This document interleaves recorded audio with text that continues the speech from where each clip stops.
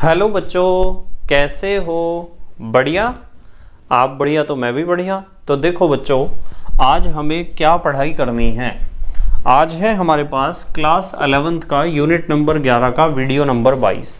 तो बेटे ये 11वीं यूनिट का 22वां वीडियो है और इससे पहले 21 वीडियो आपको प्ले लिस्ट में भी मिल जाएंगे, नीचे डिस्क्रिप्शन में भी मिल जाएंगे और कुछ समय बाद आई बटन में भी लिंक आ जाएगा, जहां आप यूनिट नंबर 11 को पूरा पढ़ सकते हो, समझ सकते हो और अपने सुंदर से नोट्स बना सकते हो, जो एग्ज़ाम में आपकी बहुत ज़्यादा हेल्प करेंगे।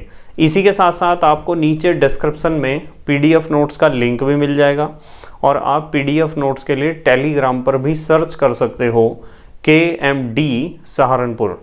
तो देखते हैं आज का हमारा टारगेट क्या है। आज बेटे हमें 3 टॉपिक डिस्कस करने हैं। हम पढ़ रहे हैं कार्बन के अक्रिस्टलीय अपर रूप, और कार्बन के अक्रिस्टलीय अपर रूप में हमने अब तक 2 अक्रिस्टलीय अपर रूपों को पढ़ लिया है। एक तो हम पढ़ चुके हैं कोयले के बारे में और एक हम पढ़ चुके हैं किसके बारे में, चारकोल के बारे में। तो कोयला और चारकोल तो हमने पढ़ लिए थे, जो कार्बन के अक्रिस्टलीय अपर रूप हैं। और कार्बन के 3 अक्रिस्टलीय अपर रूप हमें आज डिस्कस करने हैं, कोक, गैस कार्बन और लैंप ब्लैक। ठीक है, इनके बारे में भी थोड़ी थोड़ी जानकारी हमें ज़रूर होनी चाहिए।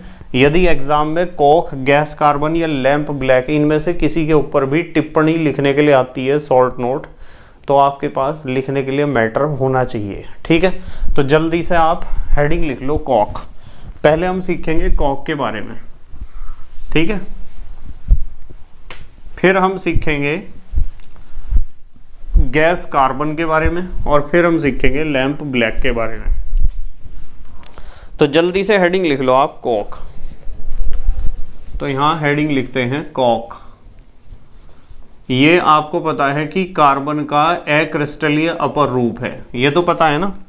ठीक है, तो ध्यान रखना है कि आप कोयले का जब भंजक आसवन करोगे, यानी कि कोयले को विदाउट ऑक्सीजन गर्म करोगे या वायु की निश्चित मात्रा में गर्म करोगे, तो आपको काले रंग का कुछ अवशेष पदार्थ, बचा हुआ पदार्थ मिलेगा, जिसे हम कहते हैं कोक। ध्यान रखना, ठीक है। तो कोयले को भंजक आसवन कराने पर काले ठोस अवशेष के रूप में जो हमें प्राप्त होगा, आप लिख लो यहां, कोयले का भंजक आसवन। भंजक आसवन तो पता है आपको, वायु की सीमित मात्रा में गर्म करना या वायु की अनुपस्थिति में गर्म करना, इसे कहते हैं भंजक आसवन। तो कोयले का भंजक आसवन करने पर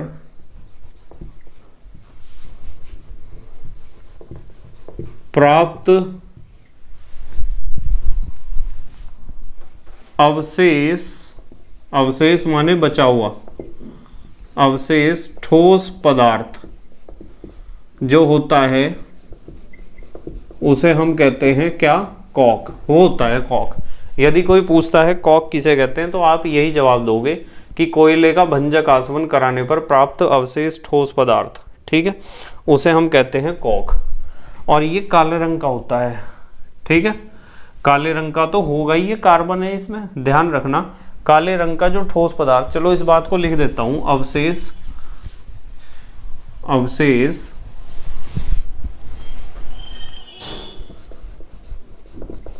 काले रंग का, अवशेष काले रंग का ठोस पदार्थ, जो काले रंग का ठोस पदार्थ हमारे पास बचता है, उसे हम कहते हैं कोक। ठीक है, और इसमें एक बात ध्यान रखनी है आपको कि कोक में यानी इसमें लिख दूं, इसमें का मतलब कोक में ही तो है, 85 से 99% कोयला होता है। ठीक है, 95 से 99%, 85 से 99% क्या होता है, कोयला।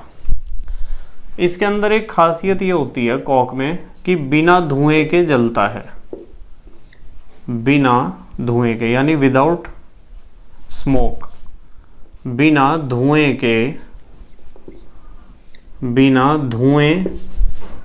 के जलता है। कॉक को जब आप जलाओगे तो इसके जलने पर धुआं नहीं मिलेगा आपको बिल्कुल भी, ठीक है। और इसका उपयोग जो हम करते हैं ना, इसका उपयोग हम करते हैं ईंधन के रूप में। तो उपयोग में आप लिख सकते हो कि इसका उपयोग किया जाता है ईंधन के रूप में, ईंधन के रूप में हम इसका उपयोग करते हैं, ठीक है। ध्यान रखना, इसका उपयोग हम किस रूप में करते हैं? ईंधन के रूप में। और एक उपयोग इसका और भी है, इसका एक उपयोग है कि ये अपचायक का काम करता है। जैसे मैं आपको बताता हूँ धातु कर्म, मेटलर्जी, पता है ना आपको धातु कर्म किसे कहते हैं? किसी धातु के अयस्क से शुद्ध धातु को प्राप्त करने की जो संपूर्ण क्रिया होती है उसे कहते हैं धातु कर्म। तो धातु कर्म में आप इसे अपचायक के रूप में प्रयोग कर सकते हो, रिड्यूसिंग एजेंट के तौर पर, अपचायक के रूप में।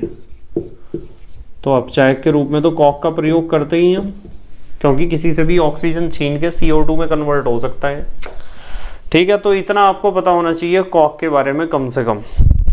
उसके बाद कार्बन का अगला, ये तो पता ही आपको, अक्रिस्टलीय अपर रूप है, कार्बन का अक्रिस्टलीय अपर रूप है। अब हमें पढ़ना है गैस कार्बन के बारे में। हेडिंग लिख लो आप, गैस कार्बन।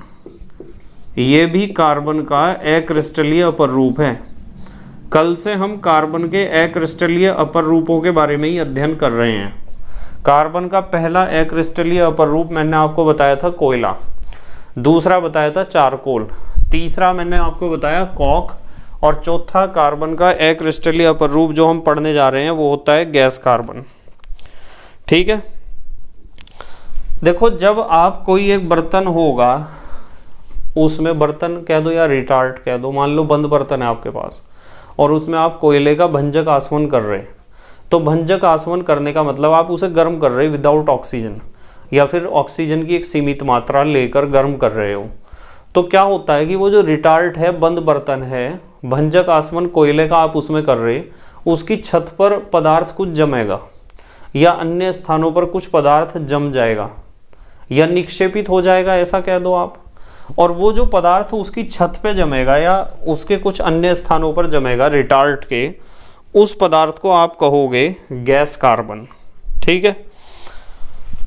तो यहां हम लिखते हैं कि कोयले के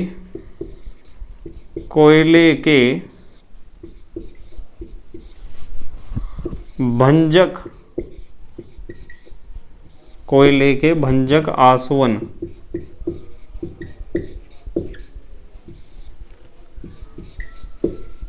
करने पर, या फिर कोयले का लिखो, फिर जब ये सेंटेंस बनाना तो कोयले का भंजक आसवन करने पर रिटार्ट की छत और अन्य भागों में निक्षेपित पदार्थ, रिटार्ट तो एक बंद बर्तन है और कुछ नहीं है, रिटार्ट की छत व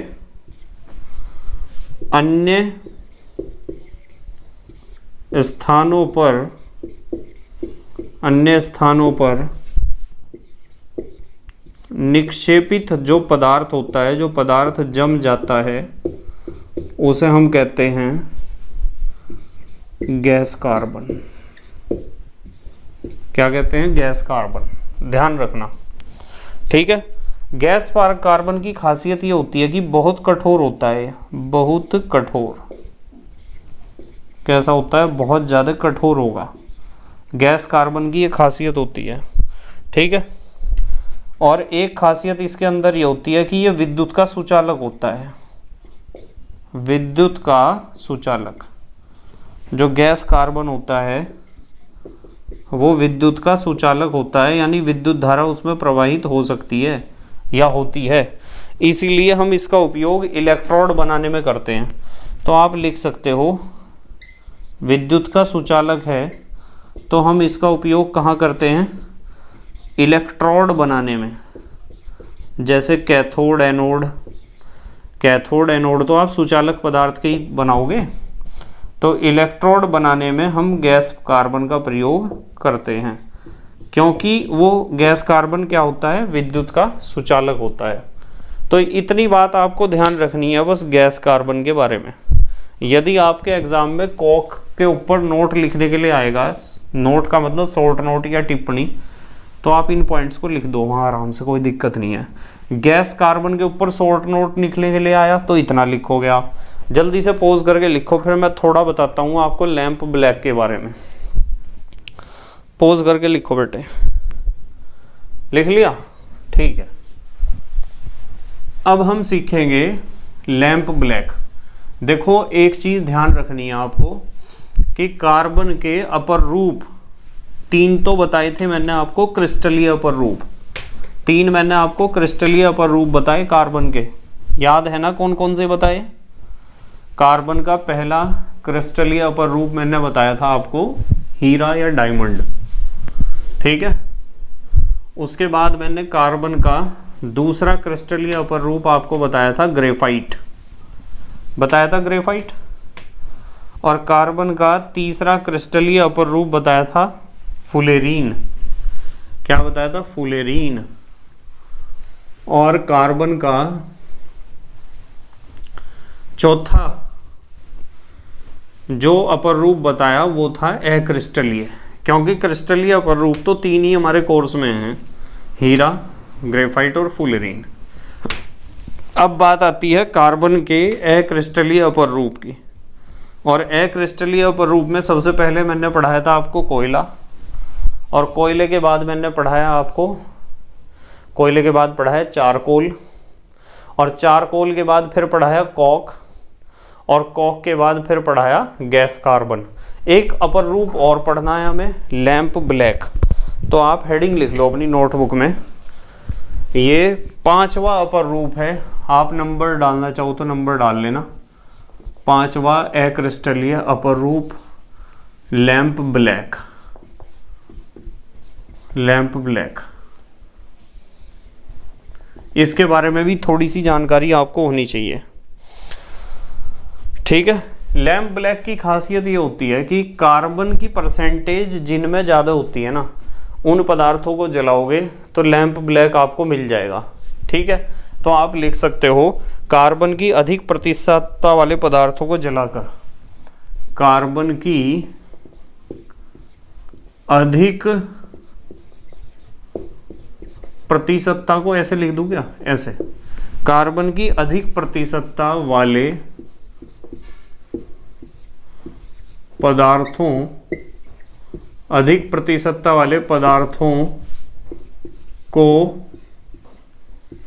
जलाकर, अधिक प्रतिशतता वाले पदार्थों को जलाकर प्राप्त होता है, अधिक प्रतिशतता वाले पदार्थों को जलाकर प्राप्त होता है लैंप ब्लैक।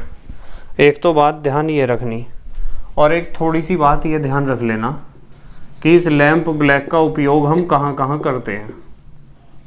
लैंप ब्लैक का उपयोग कहाँ कहाँ करते हैं हम?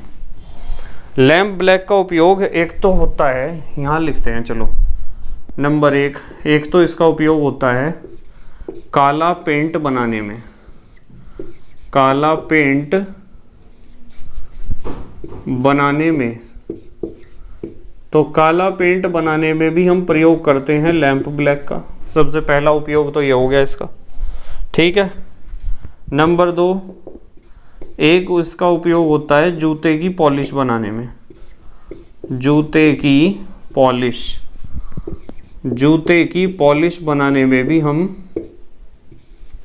पता है ना आपको जूते की पॉलिश, जो लेदर शूज होते हैं उनकी ब्लैक कलर की पॉलिश हम बनाते हैं लैंप ब्लैक से, ठीक है।